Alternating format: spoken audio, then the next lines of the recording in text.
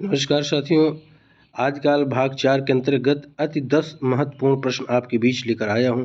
साथियों, पहला प्रश्न है, चंद्रबरदाई का पुत्र जल्हड़ था। तो चंद्रबरदाई ने पृथ्वीराज रासो महाकाव्य की रचना की जो अधूरी थी और जिसे पूरा जल्हड़ ने किया था। तो यहाँ पूछा जा रहा है कि किस नंबर का पुत्र था चंद्रबरदाई का, दूसरा पुत्र था, तीसरा पुत्र था, चौथा पुत्र था कि छठा पुत्र था। तो साथियों, इसका सही जवाब है चंद्रबरदाई का पुत्र जल्हड़ चौथा पुत्र था। इसे आप लोग जानते रहिए, चौथा पुत्र था। फिर इसके बाद साथियों दूसरा प्रश्न है, पृथ्वीराज रासो की लघुत्तम संस्करण में छंदों की संख्या है 35 है, 13 है, 7000, 16000, 3 से 6।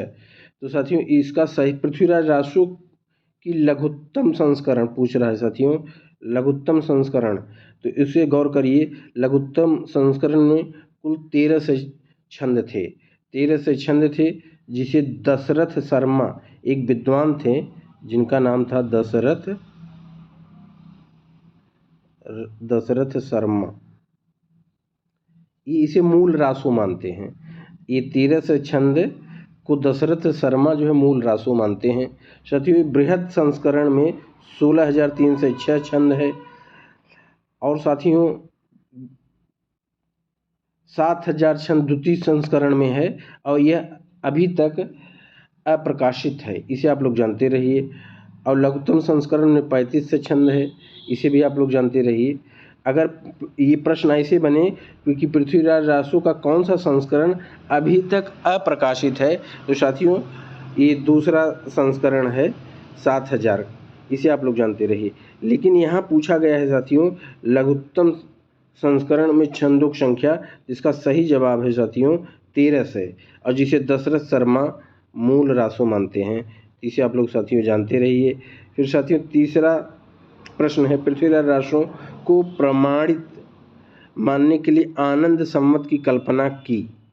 इसे साथियों आप लोग गौर करिए, पृथ्वीराज रासो को प्रमाणिक मानने के लिए आनंद संवत, यहाँ गौर करिए साथियों, एक आनंद संवत की कल्पना कर लिए थे, एक विद्वान थे, वही पूछा जा रहा है वो विद्वान कौन थे। तो यहाँ ऑप्शन है गौरी शंकर ओझा, कविराज श्यामल दास, देवी प्रसाद, मोहन लाल, विष्णुलाल पांड्या। तो साथियों इसमें ये तीन विद्वान ये पृथ्वीराज रासो को अप्रमाणित मानते हैं, अप्रमाणित।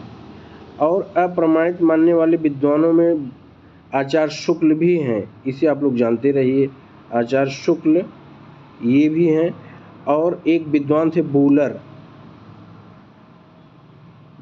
ही पहली बार जो है इसे अप्रमाणित माने। पृथ्वीराज विजय एक ग्रंथ है, उसी के आधार पर बूलर ने पहली बार पृथ्वीराज रासो को अप्रमाणित माना। फिर विद्वानों में एक खेमा बन गया, कुछ प्रमाणित माने कुछ अप्रमाणित माने। तो जो अप्रमाणित मानने वाले विद्वान में बूलर हैं, आचार्य शुक्ल हैं, गौरी शंकर ओझा हैं, कविराज श्यामल दास हैं, देवी प्रसाद हैं, ये सब विद्वान अप्रमाणित मानने वाले हैं साथियों। इसके बाद मोहनलाल विष्णुलाल पांड्या ये आनंद संवत की कल्पना करते हैं, पृथ्वीराज रासो को प्रमाणित बताने के लिए आनंद संवत की एक कल्पना करते हैं। और मिश्र बंधु और श्याम सुंदर दास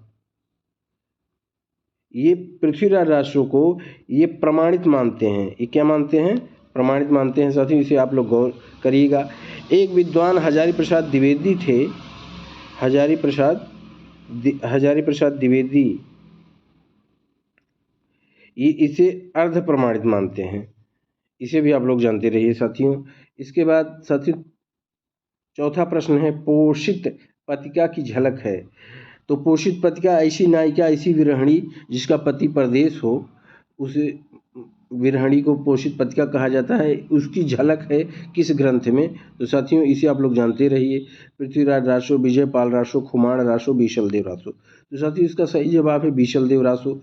बीसलदेव रासो में राजा भोज की पुत्री राजमती का पति जो है रूठ करके उड़ीसा चला जाता है, जिसमें विवाह वियोग फिर पुनर्मिलन का वर्णन है।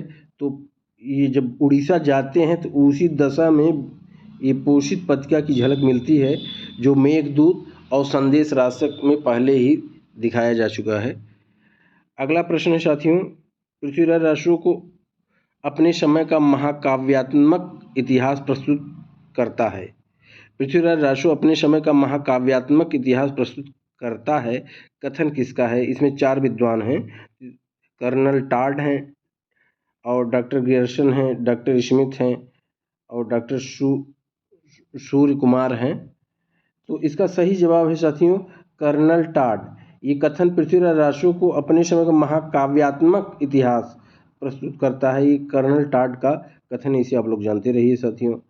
अगला प्रश्न है, परमाल रासो का अंग्रेजी में अनुवाद किया।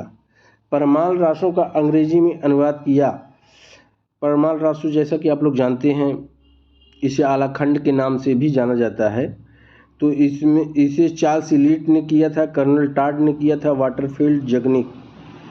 तो परमाल रासो जगनिक की रचना है साथियों, और जगनिक अंग्रेजी में अनुवाद नहीं किए थे।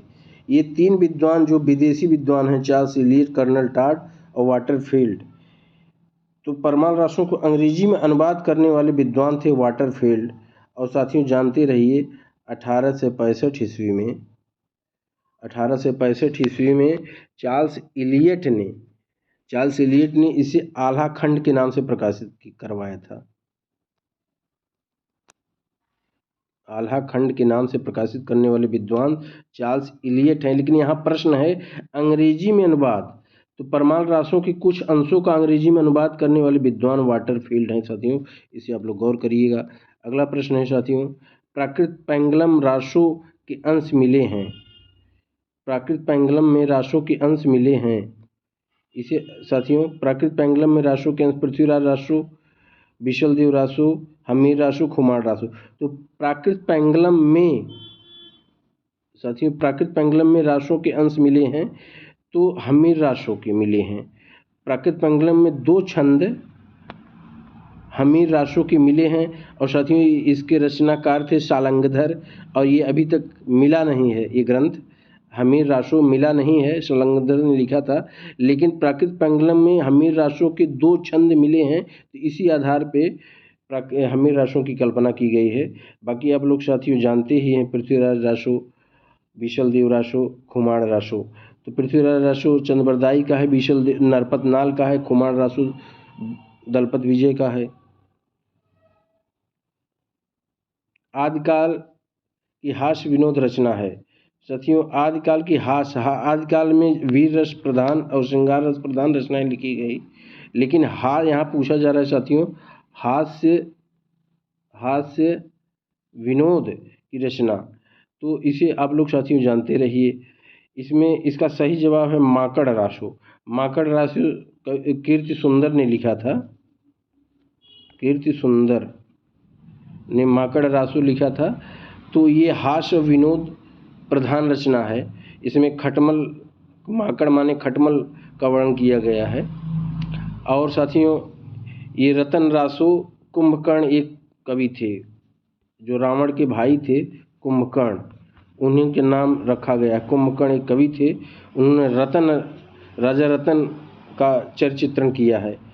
और कायम रासो, इसे आप लोग जानते रहिए, ये एक विद्वान थे न्यामत खां जान इनका नाम है। एक कायम रासो की रचना किए। और राणा रासो की रचना करने वाले जो विद्वान थे उनका नाम है दयाल कवि, इसे आप लोग जानते रहिए। ये दयाल कवि हैं, ये राणा रासो की रचना किए हैं साथियों। अगला प्रश्न है, तो इसका साथियों सही जवाब है माकड़ रासो, हास्य विनोद की रचना। रसिक से रासो की उत्पत्ति मानी, ये प्रश्न है साथियों। गारसादितासी, हजारी प्रसाद द्विवेदी, चंद्रबली पांडे और नरोत्तम स्वामी। तो साथियों गारसादितासी ये रसिक न मान करके गारसादितासी राजसूय शब्द से रासो की उत्पत्ति मानते हैं। हजारी प्रसाद द्विवेदी रासक से मानते हैं। चंद्रबली पांडे भी रासक से मानते हैं, लेकिन हजारी प्रसाद द्विवेदी का राशक और चंद्रपली पांडे के राशक में अंतर है, इसे आप लोग गौर करिएगा। और यहाँ पूछा जा रहा है रसिक से, तो रसिक से रासों की उत्पत्ति मानने वाले जो विद्वान थे उनका नाम था नरोत्तम स्वामी। इसका सही जवाब है रसिक से रासों की उत्पत्ति मानने वाले विद्वान नरोत्तम स्वामी हैं। फिर अगला प्रश्न है साथियों, जैसलमेर की विरहणी का वर्णन है। जैसलमेर एक जगह का नाम है राजस्थान के, और वहाँ की एक विरहणी नायिका थी, उसका वर्णन किस ग्रंथ में हुआ है? चंदन बाला रास, बीसल देव रासो, रेवंत गिरिराज, संदेश रासक। तो साथियों इसे जानते रहिए, चंदन बाला रास एक विद्वान थे जिनका नाम था आसगू। आसगू ने लिखा है चंदन बाला रास। बीसल देव रासो आप लोग जान ही रहे, 1155 ईस्वी में नरपत नाल ने लिखा था, जिसमें राजा भोज की पुत्री राजमती का वर्णन हुआ है। और साथियों जैसे वह जगह अजमेर के राजा थे, ये आप गौर करिए, अजमेर के राजा थे बीसल देव तृतीय, जो अपनी पत्नी राजमती से रूठ करके उड़ीसा चले जाते हैं। तो ये विशुद्ध श्रृंगारिक रचना है, इसमें वीर रस की झलक भी नहीं है। बीसल देव रासों में पूरी तरह से संयोग और वियोग रस पर आधारित रचना है बीसल देव रासो। और साथियों रेवंत गिरिरास, ये रेवंत गिरिरास ये एक थे विजय सेन सूरी, इसे आप लोग जानते रहिए, विजय सेन सूरी। विजय सेन सूरी की रचना है रेवंत गिरिरास। और उसके बाद साथियों संदेश रासक है। संदेश रासक अब्दुल रहमान की रचना है, इसे आप लोग जानते रहिए। ये रचना 1143 ईस्वी में लिखी गई थी। इसी में साथियों जैसलमेर की एक विरहणी है, जो इसमें भी साथियों पोषित पत्रिका का वर्णन हुआ है, और वह विरहणी संदेश भेजती है, इसीलिए इसका नाम है संदेश रासक, और ये अब्दुल रहमान ने लिखा है। तो इसे आप लोग गौर करिएगा। इस तरह से साथियों ये छोटा सा वीडियो अति महत्वपूर्ण प्रश्नों का संग्रह है। अगर आपको अच्छा लगे तो इसे साझा करिए, लाइक करिए, सब्सक्राइब करिए। धन्यवाद।